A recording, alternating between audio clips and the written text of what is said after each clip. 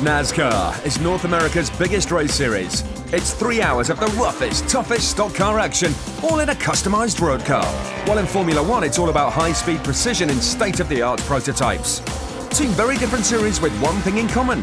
Both cars must survive to the end of the race for the team to get that crucial win. When you look at NASCAR and you look how it's changed just from when I started in 2001 in Cup to where it is now, everything is so engineering based and so scientific, and parts are checked over and over and over. It used to be a huge part of our sport was whose car could last for 500 miles or 600 miles, and how does that guy make that part last that long and get that advantage out of the weight or the speed of that particular piece. The demands placed on a NASCAR and a Formula One car are quite different, but striking the right balance between performance and durability occupies engineers across the whole of motorsport. Formula One car is very different to any other form of motorsport. It's so highly tuned and a lot more delicate than other formulas. It's a 1.6 litre engine that's turbocharged, and with the electric motor we're producing from 800 to 900 horsepower, which is just madness. So we're pushing everything to the limit and trying to make it as durable as possible. So it's tough, and that's why we have the best people in the business working on our power units.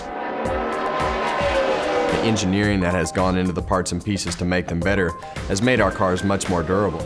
You look at the brake calipers, they've become so much better. You go to places like Martinsville, you don't ever really worry about the brakes going out. You just use them as hard as you can and try to stay up front all day and try to be competitive. In Formula One, rules dictate a minimum weight limit. Running a car too far over that limit gives away lap time and undermines the hard work spent on development, as every additional 10 kilos can add 0.3 of a second per lap.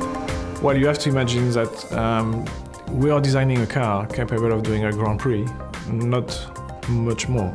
The car can be used as its limit during these 300 kilometers, and all the components have obviously a mileage limit because everything is designed to the extreme, obviously, to be as competitive as possible. The NASCARs go pretty quick, but they don't actually accelerate like a Formula One car. They don't stop like a Formula One car.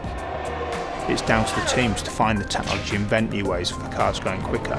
It's actually one of the reasons why the rules have to change sometimes, because we just keep going faster and faster if we could. While weight is sacrificed for speed in F1, the nature of racing in NASCAR means things need to be built a little tougher. A lot of the durability, it probably falls in between sports car racing and Formula One. If you're at a really big racetrack and the fender gets knocked in and the downforce goes way down, the car won't turn as well. You can fix that to a certain degree, but you're never going to get it back exactly right. But you get to Bristol or Martinsville or one of those places and have the front smashed in, the back smashed in, both sides smashed in, you can still be competitive. They may look rough and tumble, but we shouldn't underestimate the advances in technology in NASCAR.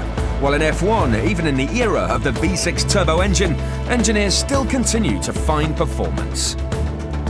The technology and the science you have behind a Formula One car is impossible to compare. The efficiency of the engines and the lap times we are doing now, close to the lap record in some of the circuits, is something that is difficult to imagine. And thanks to the designers, to the engineers, and all the clever people we have in our teams, we reach those levels that we were unthinkable maybe 5 or 6 years ago.